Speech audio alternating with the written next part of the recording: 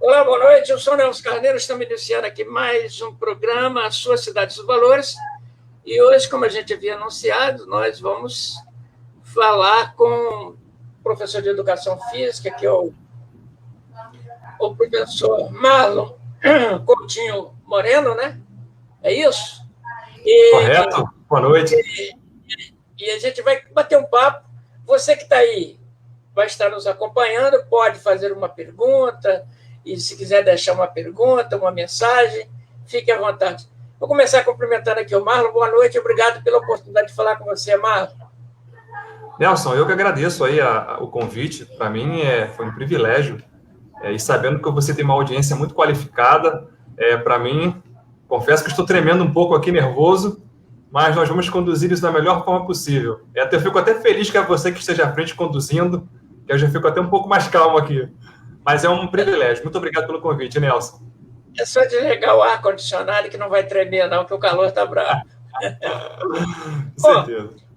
Nós já estamos aqui, já temos pessoas nos acompanhando, que é o Marcelo Ornelas, e a gente vai começar falando um pouquinho mais com você.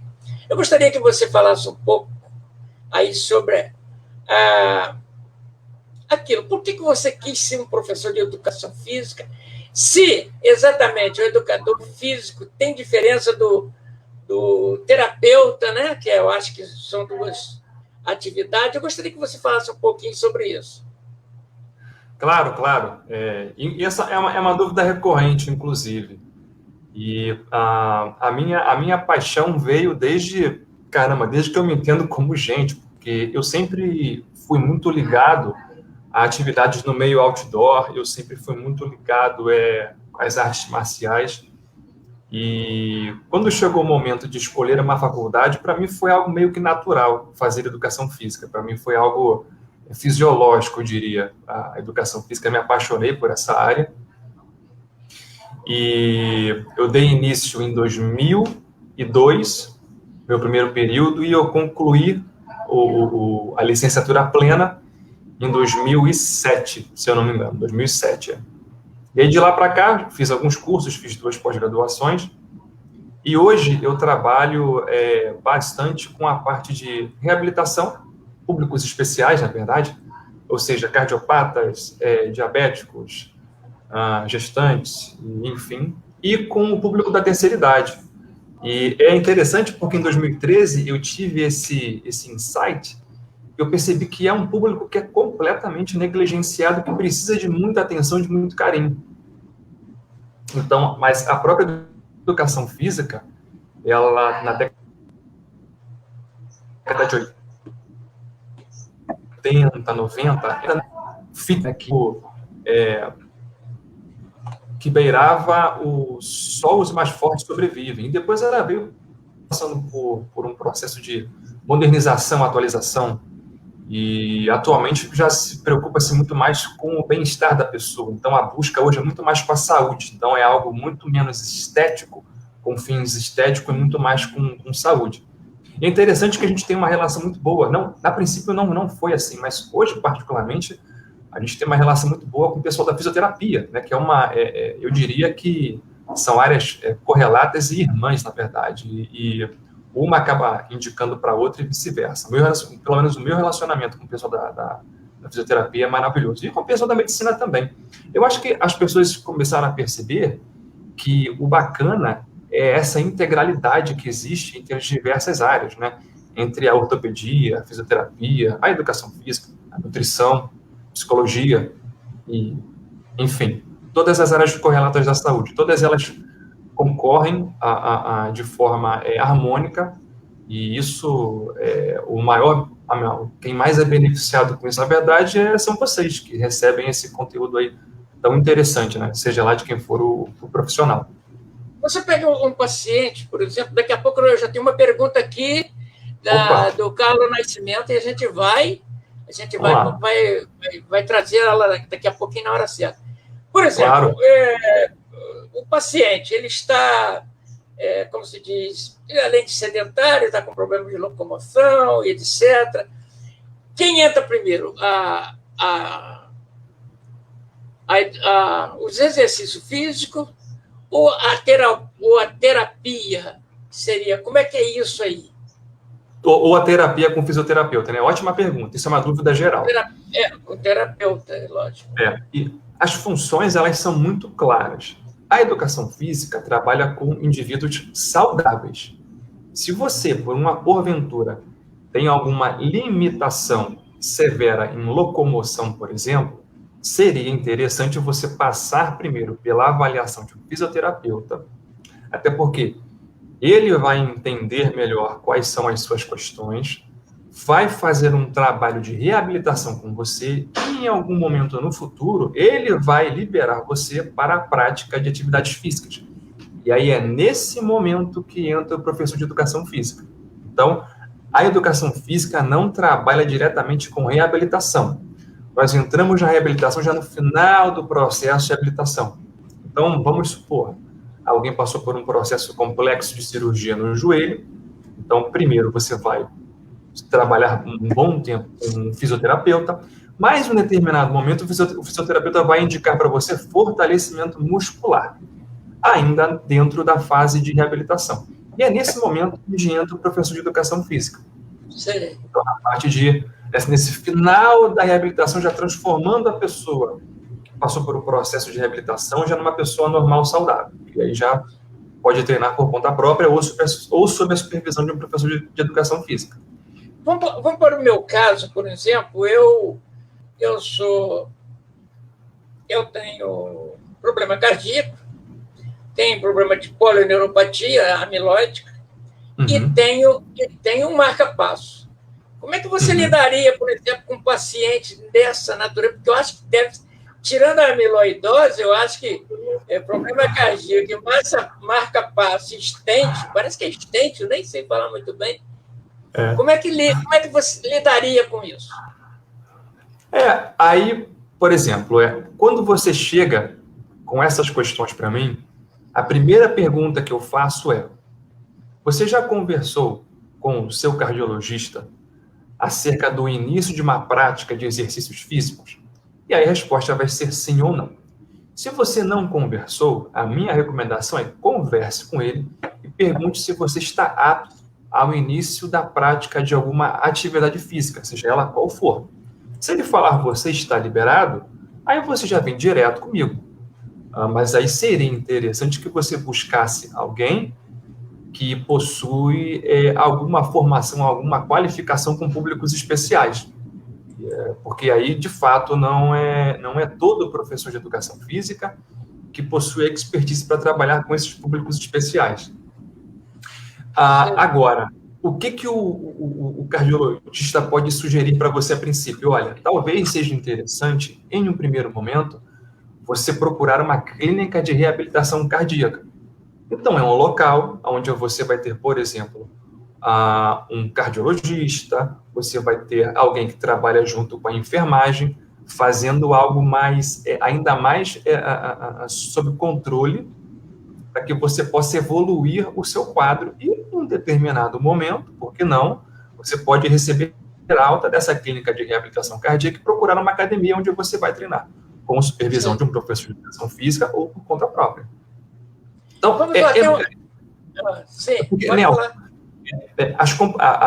é muito fácil você entender qual é a sua competência quando você trabalha com os pés no chão e com humildade. Então, por exemplo, eu não sei tudo. Então, é muito fácil. De repente, poderia ser... O seu caso, inclusive, foi interessante, porque quando... Foi até a Sabrina que veio conversar comigo sobre a amiloidose, eu falei para ela: Sabrina, eu nunca ouvi falar nessa doença. Eu preciso ir para casa, estudar acerca da amiloidose, e depois eu traço um plano de ação com o seu pai, por exemplo. E depois eu conversei com alguns amigos meus que são fisioterapeutas, com alguns professores meus que foram da pós-graduação, e eles me deram um caminho, algumas publicações para que eu pudesse ler e me informar acerca da amiloidose. Inclusive, é uma patologia interessante, porque ela é rara. Digamos que ela é rara. O número de pessoas no mundo que tem amiloidose não chega a 500 mil, se eu não me engano. É um número que não é muito expressivo. É bem nem sei como é que ela me achou nesse mundão de Deus, né? Pois é. Mas Mas as pessoas podem ficar tranquilas que a amiloidose é uma doença genética, né? E toda a minha orientação é que ela não transmite, né? O autoimune é autoimune. Mas vamos lá, vamos então para as perguntas objetivas aqui também, porque a gente vai também no decorrer, a gente vai falando de outras situações. Bom, claro. Diz aqui, professor, quem tem problema de esporão, o que o senhor sugere? Só caminhar ou pode correr tendo esse problema? Pois é, aí, como eu já até Essa pergunta é do internauta Carlos Nascimento. Carlos, obrigado pela... Tá? Estou vendo assim. Carlos, obrigado pela pergunta. E o que eu sugeriria a você? Toda vez que entra dor ou lesão em alguma prática esportiva, isso já sai um pouco da alçada da educação física. Então, seria interessante que você buscasse, nesse caso aí, eu sugeriria até um bom reumatologista ou um ortopedista, porque ele precisa fazer 2 diagnósticos aí. O primeiro é saber se realmente é esporão, porque normalmente as pessoas têm fascite plantar, e acham que tem esporão. Tá? Então, se você ainda não foi diagnosticado com esporão, corre atrás para você fazer um diagnóstico adequado. E o segundo diagnóstico, eu diria que é o diagnóstico até mais importante, que é o que levou, o que ocasionou você a ter o esporão. Porque se esse diagnóstico não for feito, a chance de você apresentar novamente esse quadro no futuro é gigantesca. E aí eu fico sem ter como indicar para você o que fazer, sem saber, primeiro, o que você tem, um diagnóstico fechado preciso, ou o que causou isso. Tá? Mas, via de regra, o que não te incomoda, você pode fazer. Então, por exemplo, se correr incomoda e caminhar não incomoda, caminhar pode ser uma boa solução. No entanto, fica aqui a minha sugestão de você procurar uma pessoa especializada, um profissional, para fazer um bom diagnóstico acerca do que aconteceu, de como isso aconteceu e o que ele tem a dizer para você. De posse disso, dessas informações, aí sim você pode procurar, de repente, talvez seja um fisioterapeuta, um professor de educação física, para traçar um plano de ação para a sua questão. Beleza? Tá certo. Aqui, é um colega seu aqui. Sou professor que maravilha. Também. Marcelo Ornelas. Família Ornelas é querida em Niterói, né? Ele diz aqui, você poderia falar sobre esses aparelhos nas praças? As pessoas usam sem nenhuma orientação. Eu mesmo eu usei muito antes do meu episódio cardíaco em 2019, né? Final de 2019. Eu usei muito ali na praça, aqui na praça, né? Os aparelhos e tal. E realmente não tem orientação, não. Depois, quando eu comecei a ser orientado pelo profissional, eu percebi que a gente é muito distante da orientação. E, para ser sincero, Marlon, tem aquelas atividades primeiras, né? E que quando eu fui colocado a fazer, eu falei, poxa, isso não vai funcionar. E daí eu comecei a perceber que, consequência, aquele exercício, por mais simples que parecia, ele começava a exigir da minha energia e que muitas vezes eu nem podia responder naquele momento com a coisa tão simples. Então, a orientação é muito importante. Então, essa pergunta do Marcelo Ornelas vem em boa oportunidade, eu vou repeti-la. Sou professor também.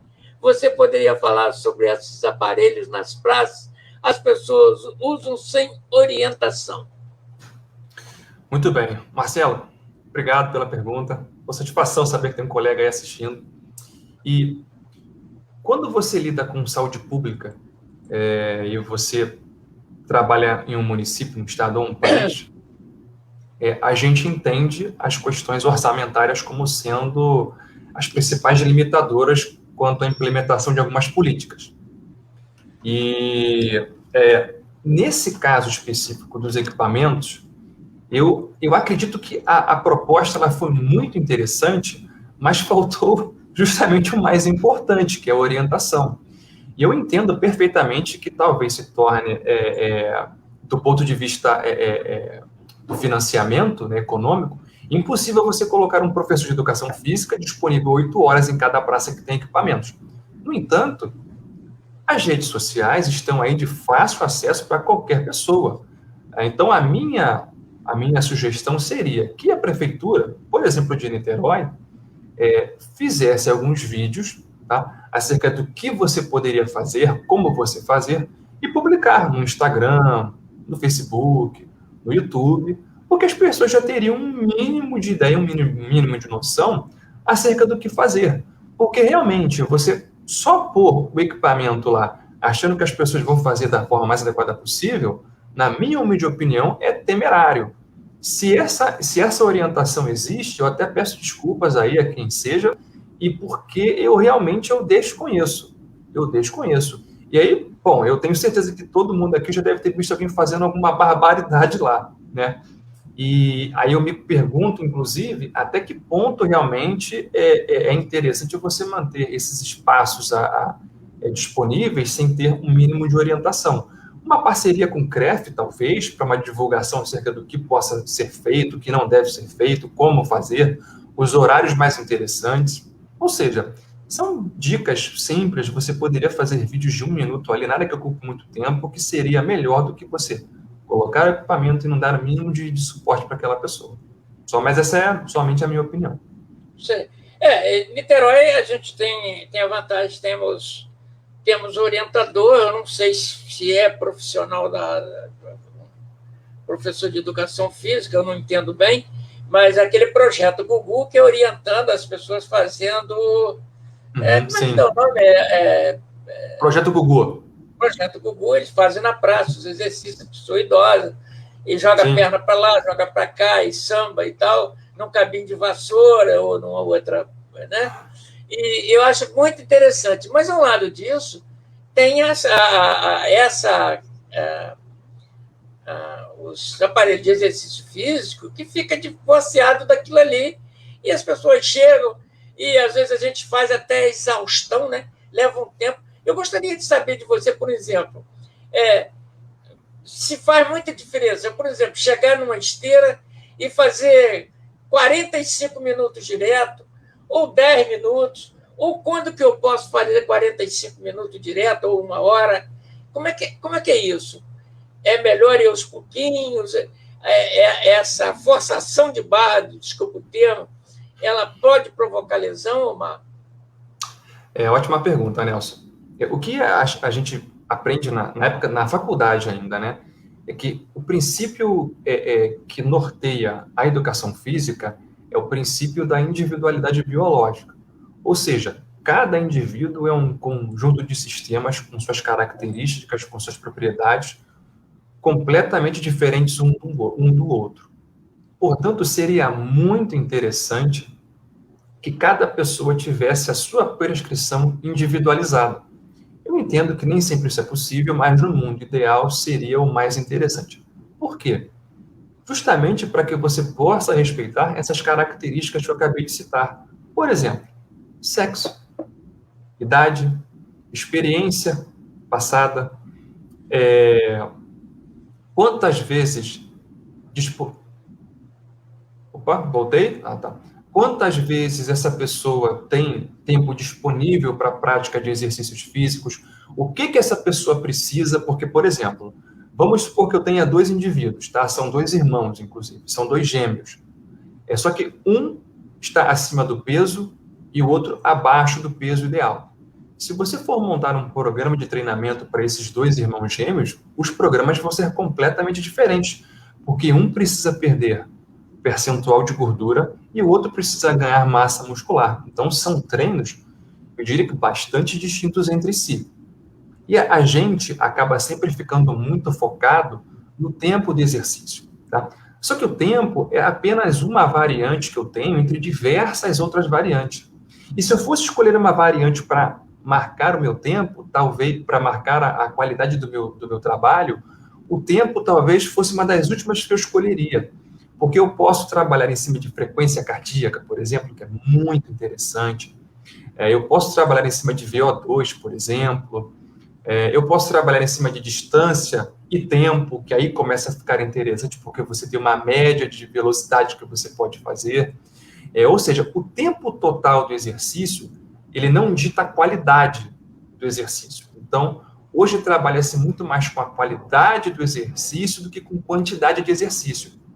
E o exercício ele não precisa necessariamente ser feito até exaustão. Até porque as pessoas têm limiar de tolerância a exercício diferente. Agora, é claro que, conforme a pessoa vai ficando mais apta fisicamente, maior é esse limiar e mais exercício físico ela precisa fazer para conseguir chegar próximo desse limiar. Então, por exemplo, em um primeiro momento, pode ser que apenas o exercício simples de levantar de uma cadeira e sentar em uma cadeira já seja o exercício físico que alguém precisa fazer. E a gente vai depois, ao longo do tempo, aumentando vagarosamente a intensidade desse exercício, objetivando qualidade. Tá certo. Bom, nós estamos aqui com várias pessoas nos prestigiando, o Sérgio Toledo, né, que ele é odontologista, né, e é um grande amigo, e ele faz aqui uma pergunta. Essa Obrigado. É uma parte política das academias, porque normalmente essas academias são criticadas com relação ao uso desordenado e etc. Então, quer dizer, não é generalizando, mas ele faz a seguinte pergunta para você, mano. Deixa eu ver aqui. Nelson, Sérgio Toledo perguntou, Sérgio Toledo Rodrigues diz assim, Nelson, eu pergunto sobre a fiscalização dos conselhos nas academias, qualificação, competência, objetivo e recursos humanos pelo poder público para acreditar as academias. Então, essa é uma parte que é a preocupação que eu acho que muitas pessoas têm. Por exemplo, eu conheci academias que você entrava lá e não tinha a menor orientação. O cara destacava lá o boleto do dia, você pagava e ficava ali desordenadamente fazendo tudo. E eu tive até problemas com isso, não é comigo, mas com alguém da família, que eu comecei a ver que estava o corpo saindo dos conformes aquilo que eu imaginava.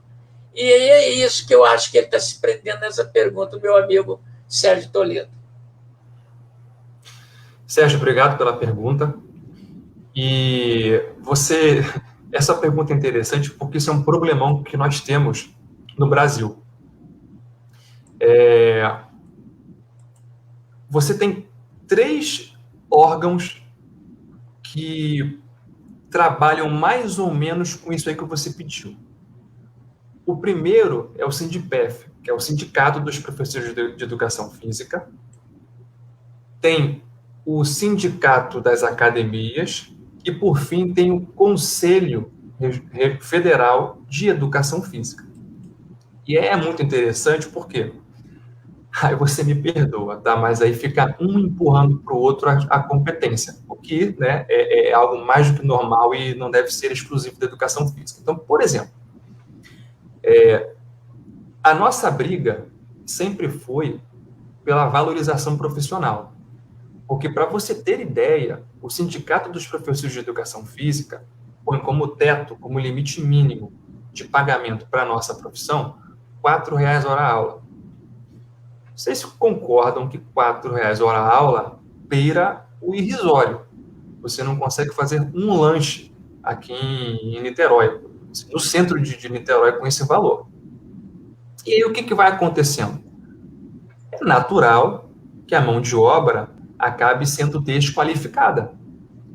Lógico, tem muita gente boa, mas muita mesmo, trabalhando por R$4 hora aula. Mas porque precisa muito. A primeira oportunidade que esse cara tem, ele vai embora dali. Então, eu entendo como uma medida inteligente as academias que valorizam um profissional, porque é natural que você consiga cobrar uma qualificação superior desses profissionais. Agora, a saída para esse imbróglio, né, que você tem aí de um empurrando para o outro, qual seria o teto? Eu, inclusive, já preguei muito desistir, eu me tornei autônomo. Então, hoje eu me tornei um prestador de serviços e quem quiser contrata o meu serviço pelo valor X que eu estipulei como sendo o ideal para mim. Infelizmente, foi a forma que eu encontrei que uma parcela expressiva dos professores de educação física que tem um mínimo de qualificação encontraram para a gente conseguir passar por cima de sindicato aí, de academia e do nosso próprio sindicato de educação física. Então, eu não estou falando mal de ninguém, não quero me dispor com ninguém, a minha experiência é essa, e já que as regras do jogo são essas, eu preciso entender que existe uma forma de você fazer da forma que fique melhor para você, e eu faço essa forma desde pelo menos 2013. Eu não trabalho para ninguém, eu trabalho para mim. Bom, nós estamos aqui conversando com Marlon Coutinho Moreno, ele é professor de educação física, né? E ele está aqui esclarecendo. E tem outra pergunta aqui do Toledo. Na tela está o seguinte, Nelson, tem atleta que usam beta-bloqueadores para prática esportiva. O professor tem alguma coisa para dizer sobre seus usuários? Faltou alguma coisa aqui, né?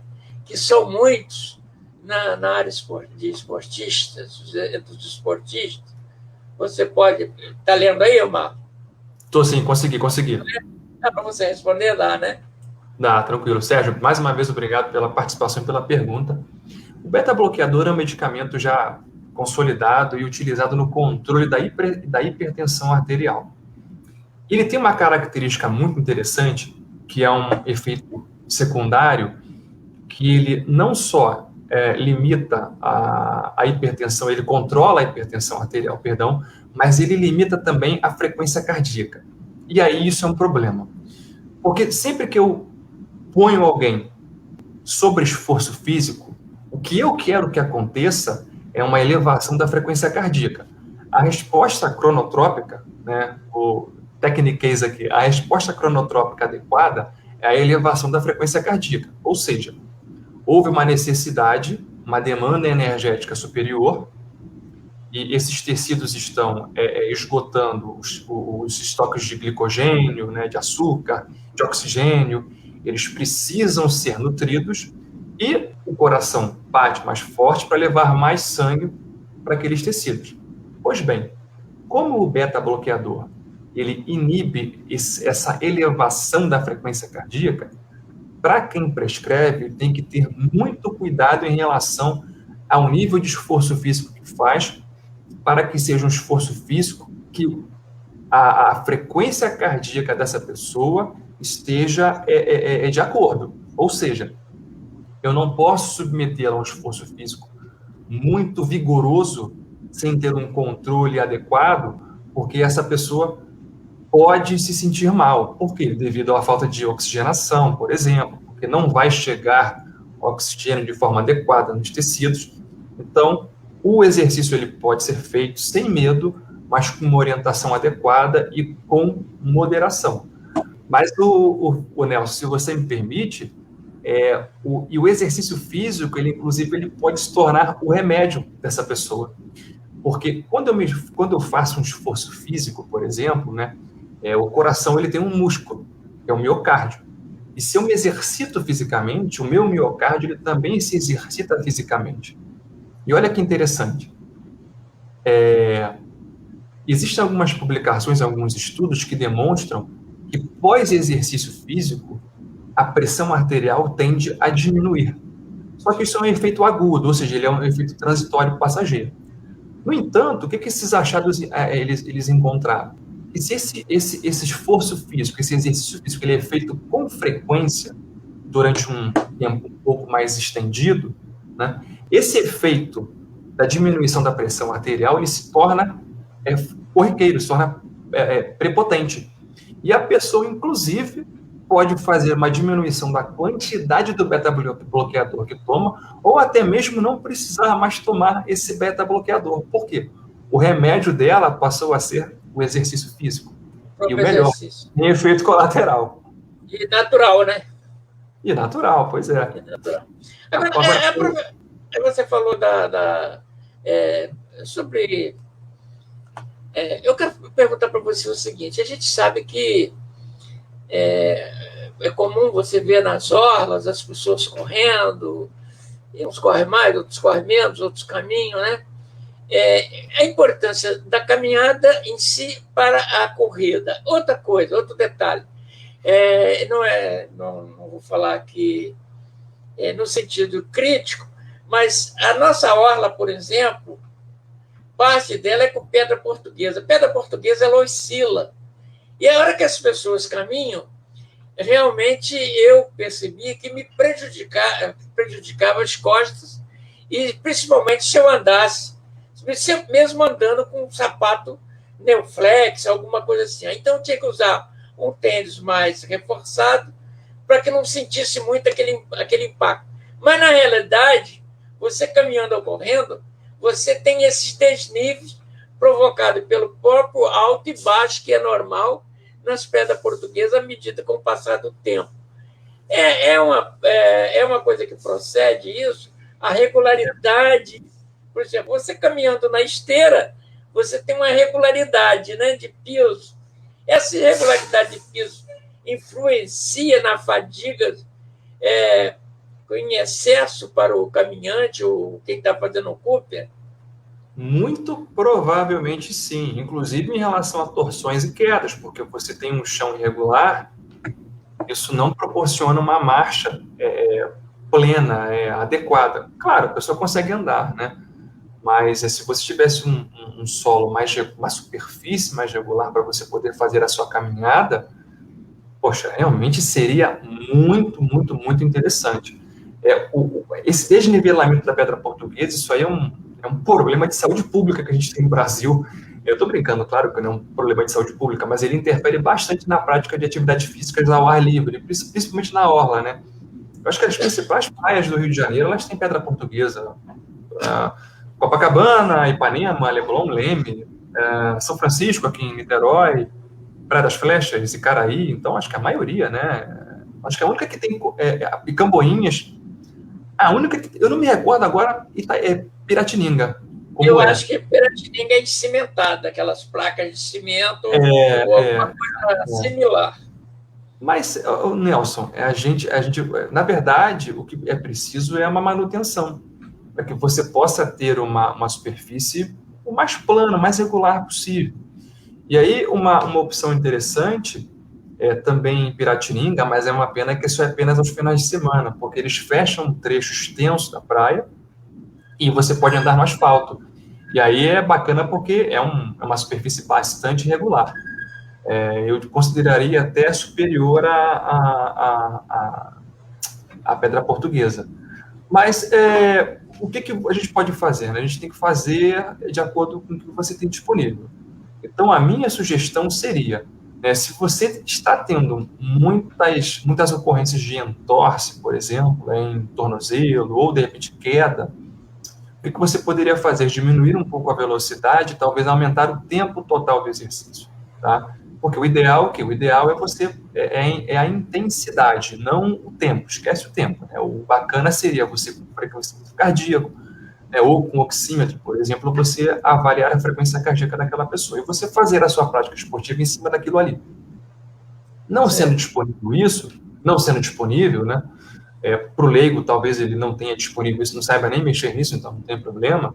O que seria interessante? Para você minimizar os riscos, diminuir um pouco a velocidade, porque você vai andar de forma mais lenta, vai ser mais fácil você conseguir controlar o que está embaixo de você, e aumenta um pouco o total desse tempo. Então, se você fazia 30 minutos, talvez passe para 50, 40 minutos, 45, 50 minutos, e ainda assim vai ter um efeito bastante positivo. Uma coisa que eu gostaria de saber de você, por exemplo, o jovem, eu acho que não há momento para ele iniciar, por exemplo, a prática de exercício físico. Mas as pessoas idosas têm limite? Aqui você fez 80 anos, não pode mais fazer exercício físico, etc. Como é que você vê isso aí? Tem limite de idade para praticar o exercício? Nelson, é engraçado porque essa pergunta ela é recorrente, tá? E até 2007, 2008 mais ou menos, aqui no Brasil, acreditava-se que sim, tá? Que de repente haveria um ponto ali onde o custo-benefício do exercício não seria mais tão interessante. Então, se você me permitir, eu vou pegar aí uns 3 minutinhos, eu fiz um resumo, bem rápido, de um artigo deixa eu ver, essa publicação, deixa eu só ver aqui, ela foi em julho de 1990, tá? Então já tem bastante tempo.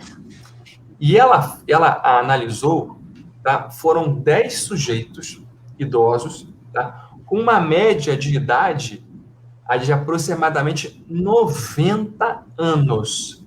90 anos. Foram 6 mulheres e 4 homens. Então, eles treinaram ali aproximadamente 3 vezes por semana, fazendo 3 séries com 8 repetições. E esse treinamento teve um tempo total de duração de 8 semanas. Então, eles fizeram alguns testes antes e alguns testes depois dessa intervenção. Pois bem, desses 10 participantes, 9 completaram um estudo.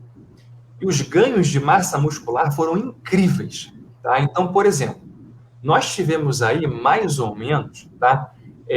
Nos membros superiores, tá? Um aumento de 1 quilograma de massa muscular. Tá? E para os membros inferiores, isso aí chegou a 2,2 quilogramas de massa muscular. E aí eu vou ter que falar um pouquinho aqui sobre uma questão chamada sarcopenia. Que a sarcopenia, ela é uma perda gradual e lenta da massa muscular. O homem ali a partir dos 45 anos de idade, a mulher talvez a partir dos 40, tá? Um pouco mais, um pouco menos. E ela está diretamente associada à perda de massa óssea, que é conhecido como osteopenia. E depois vem a doença propriamente dita, que é a osteoporose. Então, quanto mais massa muscular você tem, mais você posterga o aparecimento da osteopenia e talvez você sequer apresente algum sinal de osteoporose, ou então isso vai ser muito mais lá para frente. Pois bem, eu não só consegui parar com o processo de sarcopenia, como eu consegui reverter esse processo de sarcopenia. Lembrando, foram 10 participantes com mais de 90 anos de idade. Tá? E aí, uma notícia um pouco ruim, é que 4 semanas depois, né, o que eles fizeram? Treinaram por 8 semanas e depois pediram para essas pessoas pararem de treinar para avaliar em quanto tempo elas perderiam esses valores que foram ganhos, né? E 4 semanas de destreino já foram suficientes para que houvesse uma perda aí, média de 32% de tudo que foi alcançado. Ou seja, a gente percebe, né, como é importante a manutenção de uma prática esportiva de forma regular. Não adianta, eu quero começar a treinar, vou começar a treinar todos os dias, de segunda a sábado. Esquece, você vai treinar no máximo 3, 4 semanas assim, vai cansar e nunca mais vai voltar. Muito melhor você começar, de repente, vou fazer 2 vezes por semana só e manter isso aí por 10 anos. Eu aposto que daqui a 10 anos você vai ser uma pessoa extremamente mais apta fisicamente saudável. Absolutamente. Tá certo. Agora, uma coisa que se fala, por exemplo, o cara tem uma barriguinha grande, o seu abdômen meio avantajado, né?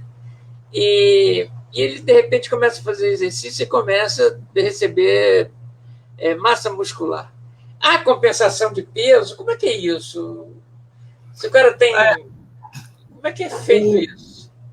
Isso é interessante. A gente não... O peso quer dizer, estou aqui, um leigo te perguntando, mas o peso muscular com o abdômen que perde, da gordurinha que perde, se há compensação disso aí. A gente não transforma a gordura em massa muscular. Isso não acontece. O que acontece eu vou perdendo o meu tecido adiposo, tá? Então, o meu adipócito lá está cheio de triglicerídeo. Então, vou consumindo esse triglicerídeo, vou emagrecendo e vou adicionando proteína aos meus músculos. Vou ganhando massa muscular. E aí que é um problemão que eu tenho, que é você se medir de acordo com o peso. Por quê? O que o peso representa para mim? O peso é só a sua massa, ou seja, a quantidade de partículas que você tem. O que me interessa, na verdade, é saber do que são compostas essas partículas do seu corpo. E aí, qual seria o interessante? A gente fazer uma avaliação física, pode ser por dobra cutânea, perimetria ou com balança de bioimpedância, para a gente descobrir qual é o seu peso de gordura, que aí sim é o seu percentual de gordura, qual o percentual de massa magra que você tem, qual o percentual de massa óssea que você tem e qual é o seu peso residual. eles são órgãos internos e água, na verdade, né? Ou seja, eu tenho certeza que talvez você ou alguém aí já passou por uma situação que começou uma rotina de exercícios físicos, começou a perder peso, depois não perdeu mais peso. Poxa, o que está acontecendo? É muito simples. Provavelmente, o que está acontecendo é que você está perdendo gordura, ganhando massa muscular, e nisso o peso acaba se mantendo. Ou seja, mesmo o peso se mantendo, o importante é que a composição corporal está mudando completamente, o que é ótimo, super positivo. Tá? Então, de acordo com a OMS, aí, o percentual de gordura para as mulheres gira em torno de 19% até 25%, e para os homens alguma coisa entre 8% e 15%. Então, se você está dentro desse perfil aí, ótimo, continue assim. Se está um pouquinho acima, vamos trabalhar. A nutrição é algo muito negligenciado, porque as pessoas sempre vêm para cima do exercício físico. Ótimo, maravilha, comecem. Mas não negligenciem duas coisas que são muito importantes. E uma é gratuita, inclusive.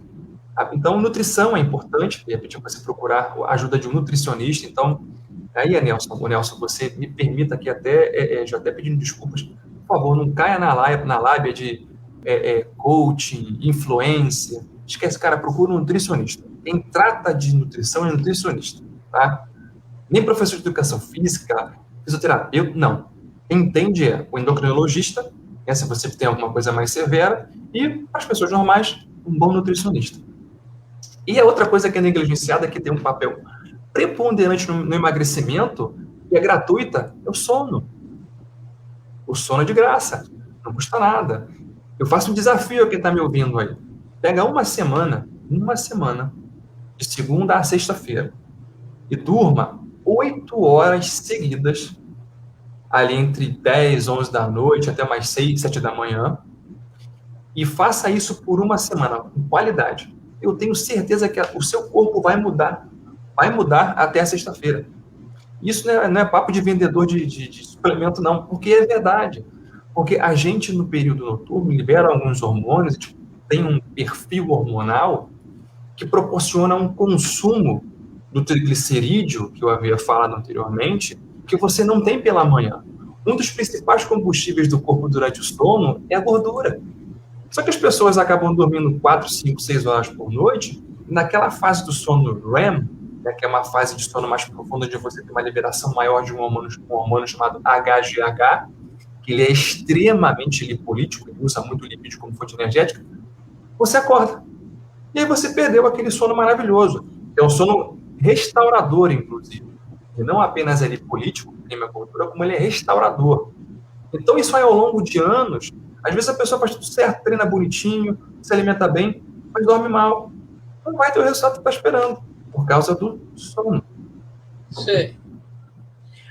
Marlon, aqui tem uma pergunta aqui do Marcelo Ornelas. Ele perguntando o seguinte: qual a dica que você teria para os sedentários?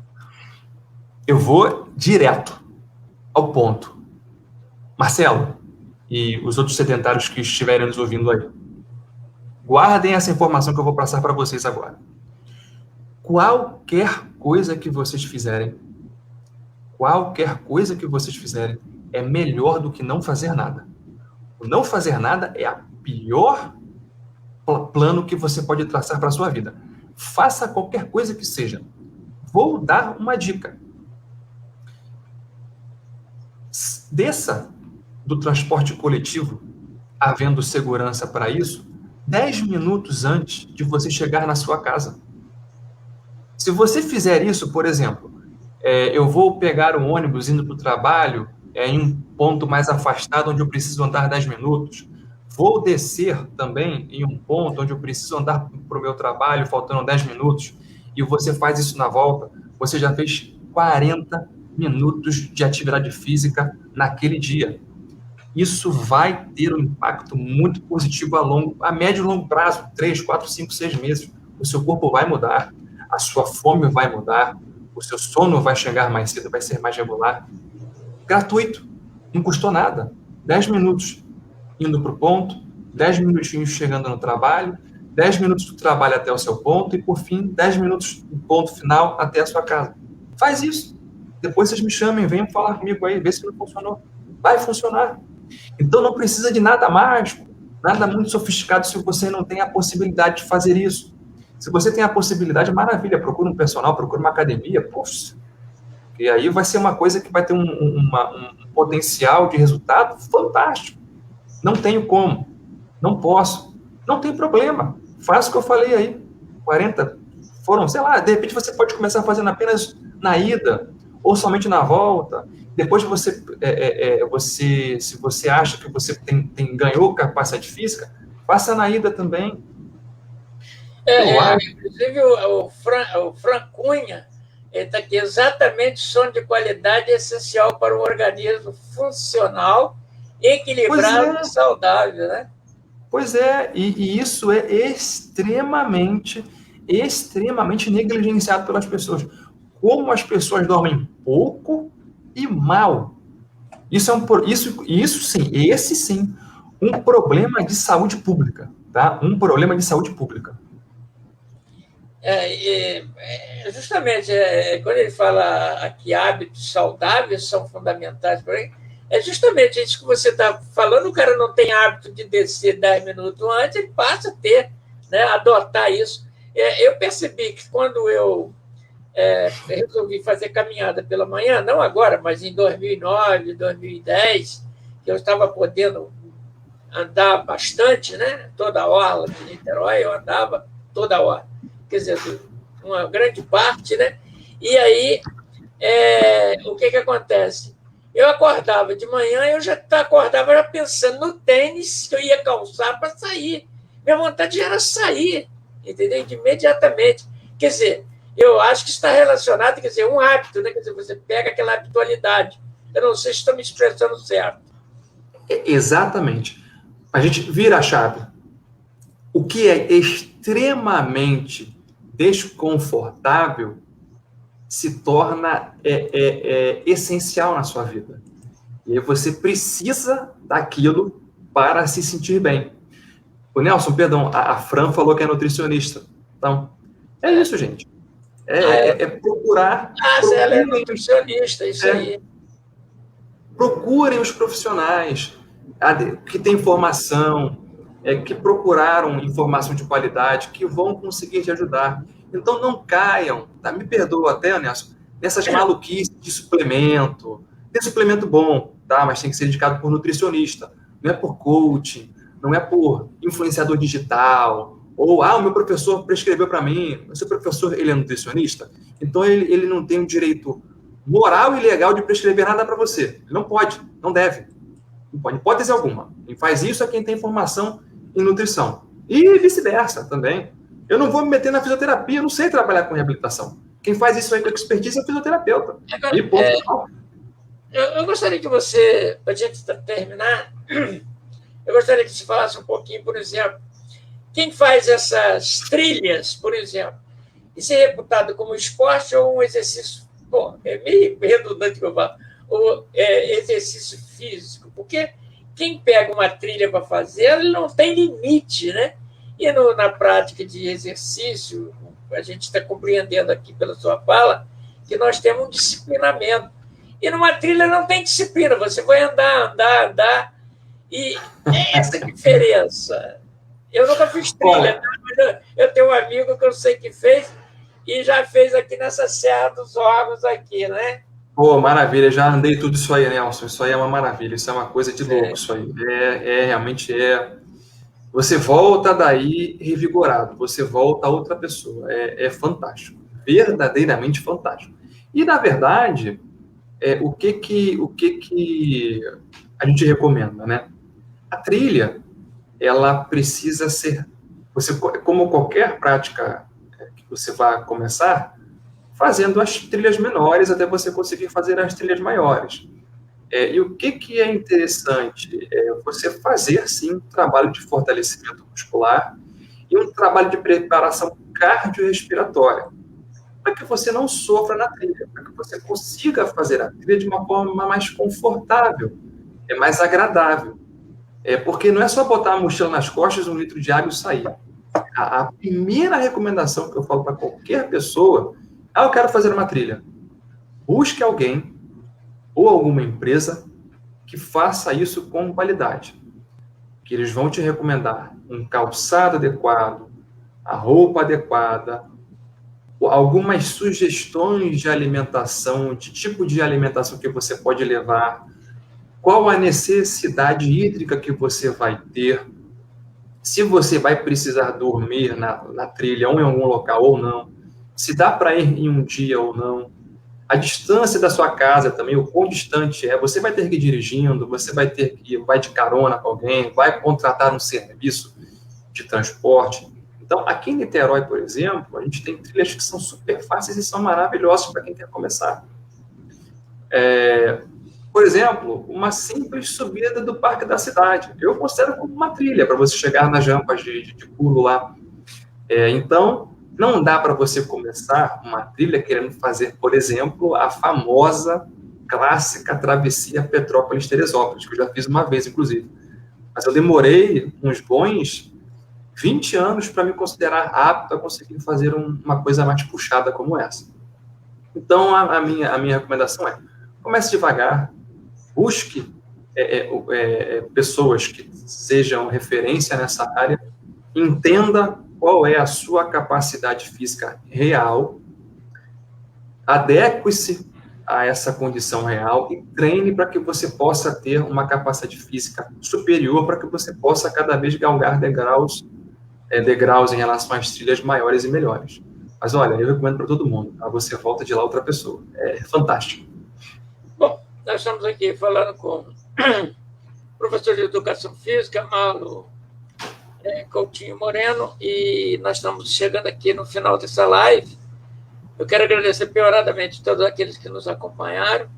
E, Marlon, você tem aí o seu tempo necessário que você achar, que você queira dispor para você fazer alguma colocação, que você está sendo entrevistado por uma pessoa extremamente leiga no assunto, muito leiga, né? E apenas a gente observa alguma situação e tem a coragem de chamar um profissional para falar sobre isso, e você aceitou prontamente. Que a Fran está dizendo, já havia algumas pessoas passando mal ao subir o parque da cidade por falta de orientação. É isso aí. Então, ela está dando aqui. Muito obrigado, Fran. Então, tem que respeitar os nossos limites. Se você também quiser deixar aí o seu contato profissional, se alguém quiser falar com você, pedir alguma orientação, se você está à disposição, fica aí o tempo que você achar necessário. Tá? Você se importa se deixar o meu e-mail aqui? Aí, quem quiser, entre em contato com o meu e-mail, vai ser um prazer receber qualquer pergunta. Pode deixar seu e-mail, sim, pode. Eu vou deixar, estou mandando pelo chat aqui. Nelson, você se importa se eu usar esse tempo que me resta para falar um pouquinho sobre o impacto do exercício físico na imunidade? Eu acho que isso é tão importante, ainda mais nesse momento que a gente está vivendo. Você se importaria? Não, em absoluto. Em absoluto. Bom, estamos vivendo um momento, pelo menos para mim, né, para a minha geração, histórico, que é uma pandemia, né? Coisa que a gente não via isso desde a última grande pandemia, que foi da gripe espanhola. E muitas pessoas me perguntam, né, qual é o impacto que o exercício físico tem frente a uma infecção oportunista, como é a Covid-19. E aí eu fui procurando, né, para saber, porque a gente ouve tanto, né, a prática do exercício físico ela é importante. Mas por quê? Né? E aí tem uma razão, né, a gente insiste para que vocês sejam ativos fisicamente, porque os estudos demonstram que as pessoas que estão minimamente ativas têm uma chance muito reduzida de contrair algumas doenças ou até mesmo desenvolverem as formas mais graves de algumas doenças. Então, por exemplo, tem um autor que eu gosto muito dele, que é o David Niemann. Tá? Então, nessa parte de exercício físico e de imunidade, sistema imune... Pode repetir o nome do autor? Posso sim. Eu vou deixar aqui no chat, você compartilha com o pessoal aí, por favor. Vocês podem procurar que esse cara é fera. David Niemann. Eu passei para o chat aí. Então, talvez um dos maiores autores que nós tenhamos atualmente, E olha que ele já publica coisa desde muito tempo, hein? Nessa área de exercício físico, o impacto que o exercício físico tem no sistema imunológico. E tem um estudo dele de 1993. E foi um estudo com idosos. E o que ele reparou nesse estudo? Não vai dar para falar tudo aqui, porque ele é um estudo bastante extenso, mas ele é muito interessante. Mas o que foi concluído? Tá? Você tem um grupo com idosas, e foi feito com mulheres idosas e nativas, idosas que faziam alongamento e idosas com alta aptidão física. Tá? Muito bem. As idosas e nativas, depois de um acompanhamento de 12 semanas, tiveram uma média de adoecimento de 50%. O grupo que era altamente ativo teve uma média de adoecimento de apenas 8%. Já o pessoal que fez só alongamento teve uma média de adoecimento de 21%. Ou seja, só de você fazer alongamento, você já reduziu em relação ao grupo que ficou 50% adoecido, reduziu em menos de 50%. Então, de novo, 3 grupos. Um ficou 50% doente em 12 meses, o grupo que era sedentárias, o grupo que fez alongamento, 21%, e o grupo que era mais ativo fisicamente, apenas 8%. E agora, o que a gente reparou também com a Covid-19? A gente reparou que quem praticava exercícios físicos de forma moderadamente vigorosa ou não era atingido pela doença, ou quando era atingido, raramente desenvolvia as formas mais graves daquela doença. E só para concluir, uma coisa também muito interessante alguém já deve ter parado para pensar por que o obeso foi tão atingido com essa doença. Teve um grupo de estudos aqui da Universidade da Unesp, ou, se não me engano, tá? Depois eu vou dar uma olhada com calma, eu vou até postar, deixo para o Nelson colocar aí. Eu me esqueci, não foi na USP não, acho que foi na Unesp, se eu não me engano. Elas estavam traçando um perfil genético lá da gordura, porque a gente acha que a gordura é um tecido que fica ali inerte, negativo. A gordura, o tecido adiposo, ele libera hormônios, inclusive. Ele é muito ativo e ele se comunica muito com o corpo humano. O que foi descoberto? Por que o obeso ele é muito impactado pela Covid-19? Descobriu-se que o vírus, o SARS-CoV-2, que é o vírus que desencadeia a Covid-19, ele tem uma comunicação muito forte com o tecido adiposo, e ele usa o tecido adiposo para acelerar a multiplicação. Então, a carga viral do obeso, ela fica né, no caso, ela sempre se apresenta alta e o sistema imunológico do obeso tem muita dificuldade de combater a doença, porque ele tem o sistema, o tecido adiposo lutando contra ele o tempo todo. Né? E por que, por exemplo, sabendo que é uma doença que atinge bastante, algo que eu vou falar agora que é uma hipótese, sabendo que o SARS-CoV-2, né, o vírus, e a Covid-19 atingem muito o trato respiratório inferior, por que o asmático não é o número 1, o campeão em óbitos? Porque o asmático, ele é recomendado, desde que ele é diagnosticado, a praticar algum exercício físico, alguma atividade física. Ou seja, o público número 1, que deveria estar tendo uma taxa de fatalidade mais alta, que é o asmático, não está acontecendo. E as pessoas começaram a se perguntar por quê. Uma hipótese é essa, que é um público que é recomendado desde cedo a praticar alguma atividade física, algum exercício físico. E o sedentário, né, por sua vez, o obeso, acaba sofrendo mais nessa questão por causa dessa relação que o vírus, o SARS-CoV-2, tem com o tecido adiposo. Ou seja, por favor, ficar sedentário é um prejuízo tremendo. Qualquer coisa que vocês fizerem vai ser melhor do que não fazer nada. Nelson, essa é a mensagem que eu queria deixar para vocês. Essa conclusão que você está fazendo aí é altamente importante, porque ela está no momento atual, né? E, inclusive, aqui a Fran, né? Fran, eu quero fazer contato com você, eu quero fazer uma entrevista com você sobre nutrição, né? E você é nutricionista, a gente vai falar também sobre alimentação. Eu acho que isso é muito importante. Então, Marlon, você falou de uma situação aí que o exercício, eu, por exemplo, vejo, eu tenho muita ligação com o pessoal do interior, né? Principalmente na minha terra de Talcara, né? Onde se planta muito legumes, e aquele negócio pega a caixa, leva mangueira para irrigar e fazer tudo, né? Isso. E aquelas pessoas se exercitam, mesmo está dirigindo um trator, está dirigindo um caminhão, está colhendo uma coisa. Essas pessoas, elas só vão descobrir que teve Covid depois, quando vai fazer um teste. E você já teve Covid. Então, você estava falando aí, eu estava me ligando nisso aí, tá bom? Comida pouco industrializada, sono cedo e de qualidade, dormem cedo e acordam cedo, e tem uma vida extremamente ativa fisicamente. É receita para longevidade. Marlon, aqui nós temos aí o Marcelo, que vai fazer contato com você. É um prazer, Marcelo. É um prazer. Você também tem contato você tem Instagram, não tem? Tenho sim. O meu Instagram, só conferir aqui como é que está lá. Eu acho que está Marlon Moreno, eu acho. Deixa eu só conferir. Eu acho que sim. O meu Instagram é o meu nome completo, todo junto. Marlon Coutinho Moreno. Podem me procurar no Instagram, vocês podem me perturbar, mandar mensagem. Vai ser um prazer receber cada um de vocês lá.